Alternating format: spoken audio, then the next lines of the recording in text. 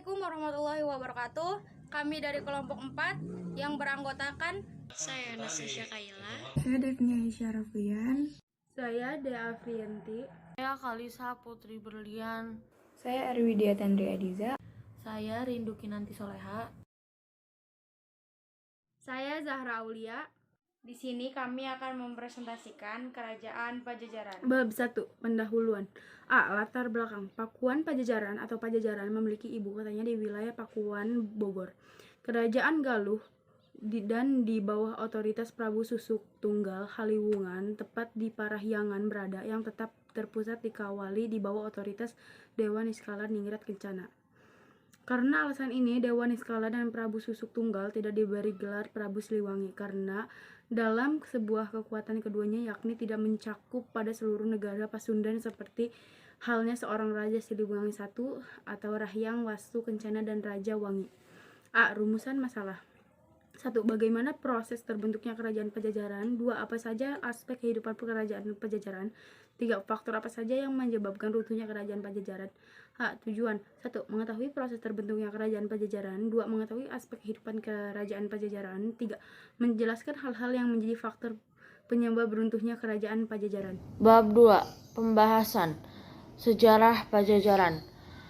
Dalam berdasarkan Galuh, pada sebuah kerajaan Pajajaran yakini dapat didirikan setelah Wastu Kencana meninggal pada tahun 1475. Mengapa begitu? Karena setelah kematian sang Rahyang Wastu Kencana, kerajaan Galuh dibagi dalam posisi yang sama antara Dewa Niskala dan Susuk Tunggal. Sejarah Kerajaan Pajajaran merupakan kerajaan Hindu yang berdiri pada tahun 923 oleh Srijaya Bupati, kerajaan yang letaknya di Pakuan, Bogor, Jawa Barat. Ini juga dikenal dengan Kerajaan Pakuan. Berawal dari melemahnya Kerajaan Majapahit pada masa pemerintahan Brawijaya IV. Kemudian beberapa anggota kerajaan maupun rakyat mengungsi ke Kerajaan Galuh, Kuningan, Jawa Barat pada masa pemerintah Raja Dewa Niskala. A. Raja-raja Kerajaan Pajajaran. Pertama, Srijaya Bupati sebagai pendiri. Kedua, Sri Baduga Maharaja 1482 sampai 1521 Masehi bertahta di Pakuan. Ketiga, Surawisesa 1521 sampai 1535 Masehi bertahta di Pakuan.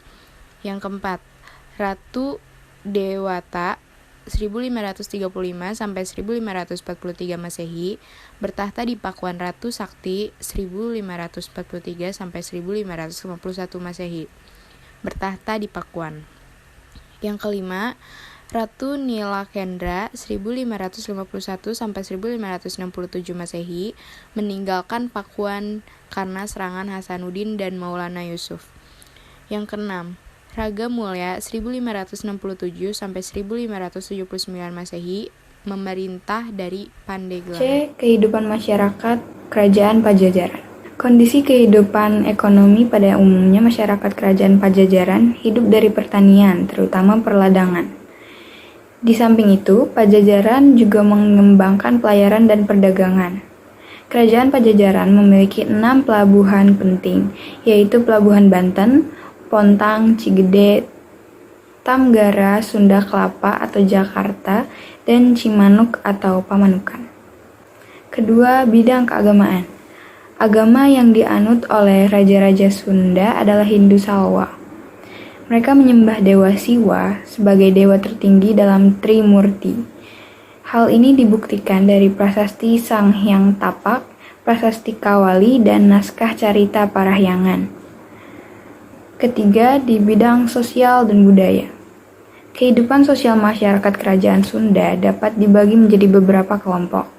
Yang pertama, rohani dan cendekiawan adalah kelompok masyarakat yang mempunyai kemampuan di bidang tertentu. Misalnya, Brahmana yang mengetahui berbagai macam mantra, pertanda yang mengetahui berbagai macam tingkat dan kehidupan keagamaan, dan lain-lain. Kedua, ada kelompok aparat pemerintah. Kelompok masyarakat sebagai alat pemerintah atau negara, biasanya bayangkara atau yang bertugas menjaga keamanan, prajurit atau tentara, hulu jurid atau kepala prajurit. Yang terakhir ada kelompok ekonomi. Kelompok ekonomi adalah orang-orang yang melakukan kegiatan ekonomi. Misalnya juru lukis atau pelukis, pandemas atau perajin emas, pandedang atau pembuat perabot rumah tangga, pesawah atau petani, dan palika atau nelayan. Bab 3. A. Runtuhnya Kerajaan Pajajaran. Kerajaan Pajajaran runtuh pada tahun 1579 akibat serangan dari kerajaan Sunda lainnya, yaitu Kerajaan Banten. Berakhirnya Pajajaran ditandai dengan diboyongnya Palangka, Seriman, Sriwanca atau Singasana Raja dari Pangkuan ke Surosowan di Banten oleh pasukan Maulana Yusuf.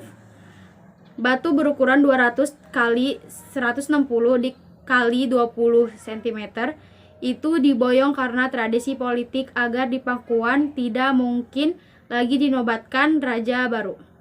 Hal itu juga menandai bahwa Maulana Yusuf adalah penerus kekuasaan Pajajaran yang sah karena buyut perempuan adalah putri Sri Baduga Maharaja.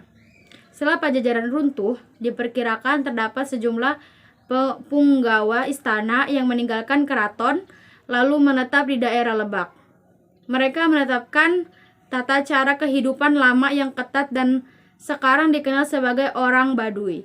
Peninggalan kerajaan Pajajaran yaitu yang pertama, Babad Pajajaran, Carita Parahyangan, Carita Warunggaguru, Tugu Perjanjian Portugis, Taman Berburu atau sekarang menjadi Kebun Raya Bogor, Prasasti Batu Tulis atau yang ada di Bogor, Prasasti Sang Hyang Tapak yang ada di Sukabumi, Prasasti Kawali berada di Ciamis.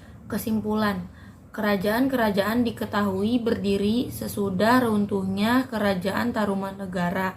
Hal ini dibuktikan dengan ditemukannya sebuah candi di desa Cangkuang dekat Leles yang keberadaan pastinya belum diketahui akibat dari data-data yang kurang untuk mengungkapkan secara pasti Kerajaan Pajajaran adalah sebuah kerajaan Hindu yang diperkirakan beribu kota di Pakuan, Bogor, Jawa Barat. Adapun raja-rajanya yaitu 1. Maharaja Jayabupati, 2. Rahayang Niskala Wastu Kencana, 3. Sri Baduya Maharaja, 4. Hyang Wunisora, 5. Ratu Sumian atau Prabu Surawisesa, 6. Prabu Ratu Dewata. Saran, kita sebagai warga negara Indonesia sebaiknya harus lebih mengetahui lagi tentang sejarah-sejarah kerajaan-kerajaan yang ada di Indonesia seperti kerajaan pada makalah yang kita buat ini, yaitu mengenai Kerajaan Pajajaran, dan kita sebagai warga negara Indonesia harus menjaga dan melindungi peninggalan-peninggalan yang diwariskan kepada kita sebagai generasi muda Indonesia.